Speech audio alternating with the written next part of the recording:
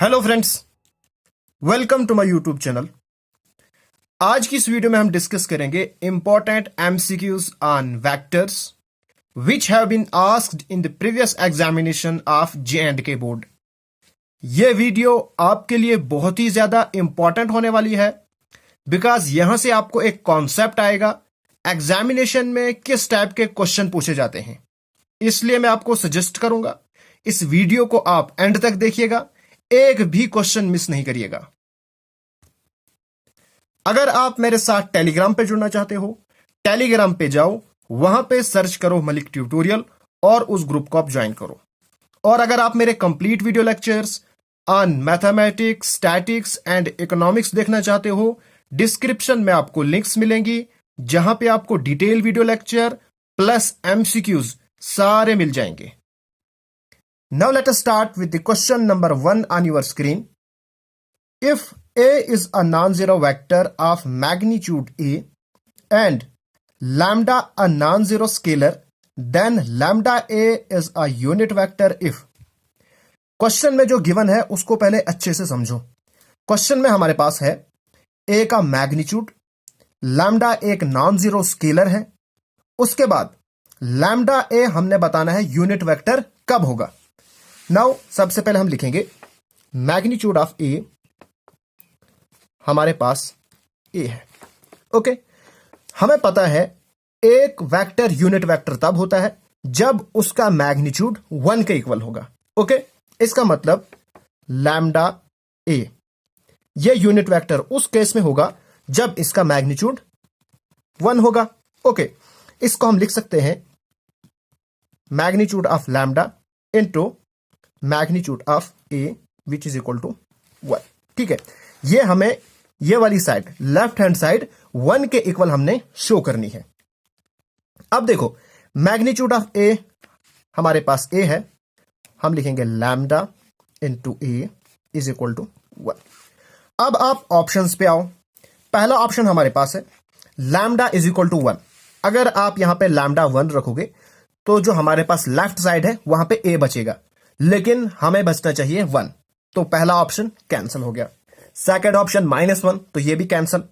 फिर हमारे पास ए लैम्डा है, अगर ए लैम्डा होगा तो इस साइड बनेगा लैम्डा स्क्वायर, तब भी काम नहीं बनेगा। बट अगर A is equal to 1 upon lambda होगा तो उस केस में लेफ्ट हैंड साइड 1 के इक्वल हो जाएगी। देखो अगर ए हमारे पास 1 अपॉन लैम्डा होगा तो ये वाली साइड क्या बनेगी, lambda into 1 upon magnitude of lambda. ये कैंसिल, हमारे पास बनेगा 1, तो 1 के इक्वल हो जाएगा। इसका मतलब हमारे पास जो करेक्ट ऑप्शन है वो डी ऑप्शन है, यानी कि जब a is equal to 1 upon lambda होगा उस केस में हमारे पास लैम्डा a क्या होगा, यूनिट वेक्टर होगा। Hope you guys understand this question. सिर्फ आपका कॉन्सेप्ट क्लियर होना चाहिए, फिर कितना ही बड़ा क्वेश्चन हो आप उसको आराम से कर सकते हो। और इस टॉपिक में से बिल्कुल छोटे छोटे क्वेश्चन एग्जामिनेशन में पूछे जाते हैं, सिर्फ आपका कॉन्सेप्ट क्लियर होना चाहिए। नेक्स्ट हमारे पास क्वेश्चन है magnitude of a cross b is equal to. हम जानते हैं ए क्रॉस बी ये किसके इक्वल होता है, magnitude of A magnitude of b sine theta into unit vector n. ठीक है, जब हम इस साइड मैग्नीट्यूड लगाएंगे हमारे पास क्या बनेगा, ये तो ऐसा ही रहेगा बिकॉज मैग्नीट्यूड 2 बार लगाओ या 1 बार लगाओ वो सेम रहेगा।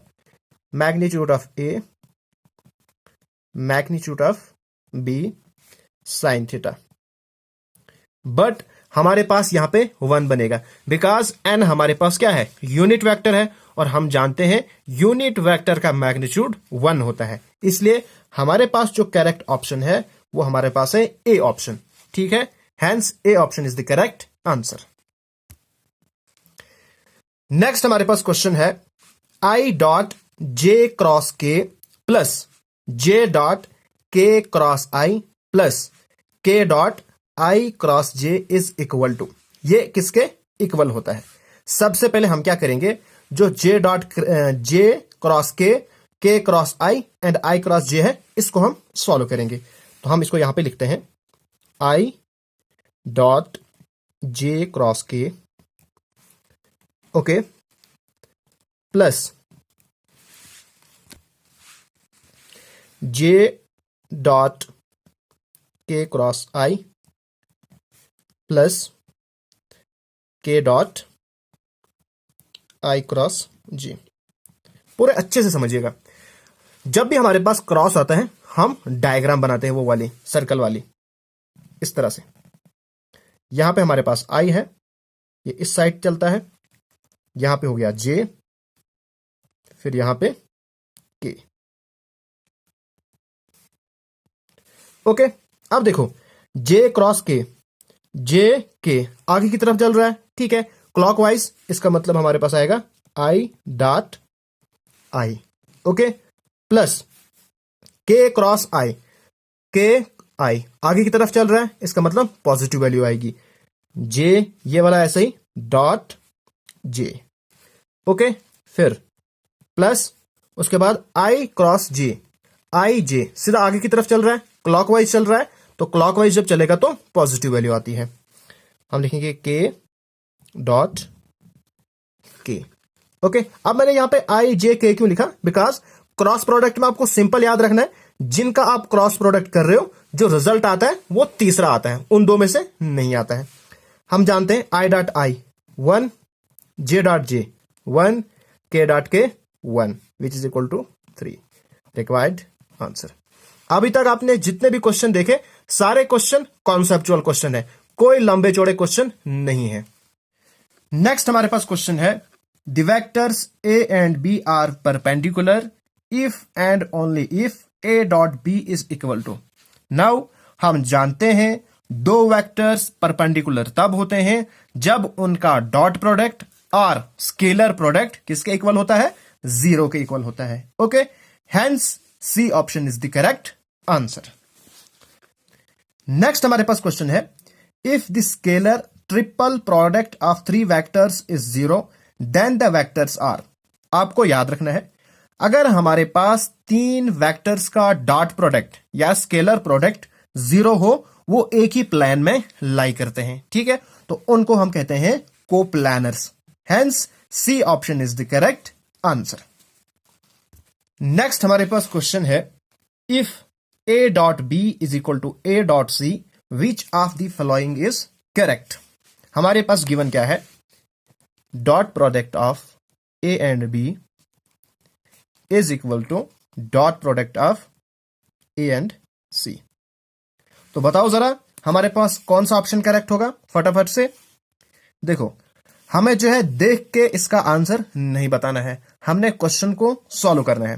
क्वेश्चन को हम कैसे सॉल्व करेंगे? हम ये हमारे पास जो यहां पे है इसको हम राइट साइड में शिफ्ट करेंगे, ठीक है। तो हमारे पास बनेगा a dot b minus a dot c is equal to 0। यहां पे भी हमारे पास a है, यहां पे भी a है, इसको हम कॉमन निकाल सकते हैं डॉट प्रोडक्ट में। हमारे पास बनेगा b, यहां पे dot product minus c which is equal to 0। अब हमारे पास क्या है? a dot b minus c is equal to 0। इसका मतलब हमारे पास a और b माइनस सी आपस में क्या है? परपेंडिकुलर है। उसी केस में डॉट प्रोडक्ट 0 होता है। Hence C option is the correct answer. Next हमारे पास क्वेश्चन है, the area of parallelogram whose diagonals are a and b is. जब हमारे पास एडजेसेंट साइड्स गिवन है उस केस में हम सिंपली लिखते हैं a क्रॉस b का मैग्नीट्यूड, लेकिन जब हमारे पास डायगोनल्स गिवन होते हैं उस केस में आता है 1/2 magnitude of a cross b, okay. Hence C option is the correct answer. उसके बाद नेक्स्ट क्वेश्चन है, if a is i plus 2j plus 3k then magnitude of a is equal to. बहुत ही simple question है, हमारे पास a क्या है? i plus 2j plus 3k, ठीक है। तो हमारे पास मैग्नीट्यूड ऑफ क्या आएगा? मैग्नीट्यूड ऑफ a आएगा हमारे पास अंडर रूट 1 का स्क्वायर प्लस 2 का स्क्वायर प्लस 3 का square. Which is equal to 3 3 जार 1 1 जार 1 प्लस 2 2 जार 4 3 3 जार 9, तो हमारे पास आएगा √14 which is the required answer. Hence C option is the correct answer. Next हमारे पास क्वेश्चन है, if A and B are two vectors such that A dot B is equal to 0 and A cross B is equal to 0. Okay, हमने बताना है हमारे पास जो given option है इनमें से कौन सा ऑप्शन करेक्ट है। अब देखो हमारे पास गिवन है dot product is equal to 0, cross product is equal to 0। अब दो वेक्टर्स का जब डॉट प्रोडक्ट 0 होता है इसका मतलब आपस में वो क्या है, परपेंडिकुलर है। A is perpendicular to B. Okay, और जब क्रॉस प्रोडक्ट होता है इसका मतलब दो वेक्टर्स आपस में क्या है, पैरेलल है। बट क्या आपने कोई ऐसी लाइन देखी है जो पैरेलल भी हो और परपेंडिकुलर भी हो? देखो ये होगी हमारे पास दो लाइंस, ये पैरेलल है। अब ये परपेंडिकुलर नहीं हो सकती, परपेंडिकुलर ऐसी होती है। कोई लाइन ही हमारे पास ऐसी नहीं है जो आपस में परपेंडिकुलर भी हो और पैरेलल भी हो, तो वेक्टर कहां से होगा जो पैरेलल भी हो और परपेंडिकुलर भी हो? इसका मतलब ना ही हमारे पास ए ऑप्शन है, ना ही बी ऑप्शन है और ना ही डी ऑप्शन है। हमारे पास है आइदर ए और बी इज नल वेक्टर, यानी कि या तो हमारे पास ए 0 होगा, उसी केस में हमारे पास ये दो 0 आएंगे, या हमारे पास बी क्या होगा, 0 होगा। दो में से एक न एक तो 0 जरूर होगा, उसी केस में डॉट प्रोडक्ट भी 0 होगा और क्रॉस प्रोडक्ट भी 0 होगा। Hence C option is the correct answer. Next हमारे पास क्वेश्चन है, in triangle ABC which of the following is not true. Previous video में भी मैंने इस क्वेश्चन को किया था, बट वहां पे मैंने ट्रू स्टेटमेंट पे टिक लगाया था, बट यहां पे लिखा है विच of the following is not true, कौन सही नहीं है। इसलिए मैं इस क्वेश्चन को फिर करूंगा और अच्छे से आपको समझाऊंगा। देखो हमारे पास ट्राइंगल है ABC। ओके, ये हमारे पास A है, B है और C है। यहां पे आपको सबसे इंपॉर्टेंट एरोज देखने हैं। यहां की तरफ एरो लगा है, यहां की तरफ और यहां की तरफ। एक चीज आपको याद रखनी है, जब आप एरोज के अपोजिट डायरेक्शन में चलोगे ना तो माइनस आएगा, ठीक है। अब देखो with the help of triangle law हम लिखेंगे AC, आगे की तरफ एरो है, is equal to AB plus BC, ठीक है। अब देखो इसको हम लिख सकते हैं AB plus BC minus AC is equal to 0। क्यों? मैंने AC को राइट हैंड साइड में शिफ्ट किया। जब ये इज इक्वल टू के इस साइड आ गया तो ये माइनस बन गया। हमारे पास जो B स्टेटमेंट है ये करेक्ट स्टेटमेंट है। अब हम आते हैं A स्टेटमेंट पे। जब इसका आप उल्टा करोगे यानी कि CA लिखोगे फिर माइनस आएगा तो ये पॉजिटिव बन जाएगा। तो हमारे पास जो पहला स्टेटमेंट है A ऑप्शन है वो भी करेक्ट है। उसके बाद आप आओ फोर्थ स्टेटमेंट पे। फोर्थ स्टेटमेंट में क्या लिखा है, माइनस CB है। अब देखो हम इसको लिख सकते हैं AB, जब इसका अपोजिट डायरेक्शन में आएंगे तो नेगेटिव आएगा, बिल्कुल ठीक। तो CB इसकी अपोजिट डायरेक्शन में आएगा, फिर यहां पे नेगेटिव ऑलरेडी है, ये पॉजिटिव बनेगा, तो plus CA is equal to 0। यानी कि पहला ऑप्शन भी ठीक है, B ऑप्शन भी ठीक है और D ऑप्शन भी ठीक है। हमारे पास सिर्फ जो स्टेटमेंट है C स्टेटमेंट, ये करेक्ट स्टेटमेंट नहीं है, बिकॉज C और A स्टेटमेंट आपस में क्या है, कॉन्ट्राडिक्शन हो रहा है। Okay, hence C option is the correct answer, यानी कि ये वाली स्टेटमेंट ट्रू नहीं है। नेक्स्ट हमारे पास क्वेश्चन है, let the vectors A and B be such that magnitude of A is equal to 3, magnitude of B is equal to √3/2, then A cross B is a unit vector if the angle between A and B is। हमारे पास magnitude of A और B given है। हमने बताना है A cross B unit vector कब होगा। उस केस में हमारे पास जो ऑप्शन है इनमें से कौन सा एंगल होगा। जब भी आपको इस टाइप के क्वेश्चन आए उसके लिए आपको एक टेबल सीखना पड़ेगा। मैं आपको सिखाऊंगा सिर्फ साइन थीटा और कॉस थीटा, इनके एंगल सिखाऊंगा मैं बहुत ही सिंपल ट्रिक के साथ। आपको सबसे पहले अपनी गाड़ी का जो नंबर है ना वो आपने याद रखना है। लेट अस सपोज दैट आपकी गाड़ी का जो नंबर है वो है 06432। ठीक है, ये समझो आपकी गाड़ी का नंबर है। इसको आप यहां पे लिखो 06432 और ऊपर से सबको पाई दे दो, पाई पाई पाई और यहां पे भी पाई। अब क्या बन गया, पाई अपन 6, पाई अपन 4, पाई अपन 3, पाई अपन 2। उसके बाद आपको याद रखना है 0 यहां पे लाइन और 1, फिर 11√3। ठीक है, फिर 2 2 2 और बीच वाले 2 को रूट दे दो। ओके, बस ये दो चीजें आपको याद रखनी है। अब इसको हम कैसे फिल करेंगे, 0 है तो यहां पे 0 फिल कर दो, फिर 1/2, फिर 1/√2, फिर √3/2, फिर 1। ओके, अब जो कॉस थीटा है ये उल्टा हो जाएगा। यहां की तरफ चला था साइन थीटा, यहां की तरफ चलेगा कॉस थीटा, तो 1 यहां से, फिर √3/2, फिर 1/√2, फिर ये और यहां पे 0 बन गया। बस ये टेबल आपको याद रखना है। पहले आप अपनी गाड़ी का नंबर चेंज करके ये रख दो, उसके बाद ये चीज याद रखो 0 और 1, 11√3, 2√2 और 2। बस ये टेबल आपको याद हो जाएगा। अब आते हैं हम क्वेश्चन पे। अब देखो, हमने बताना है A क्रॉस B क्या है, यूनिट वेक्टर है, यानी कि इसका मैग्नीट्यूड, A क्रॉस B का मैग्नीट्यूड ये किसके इक्वल होता है, magnitude of A, magnitude of B और साइन थीटा।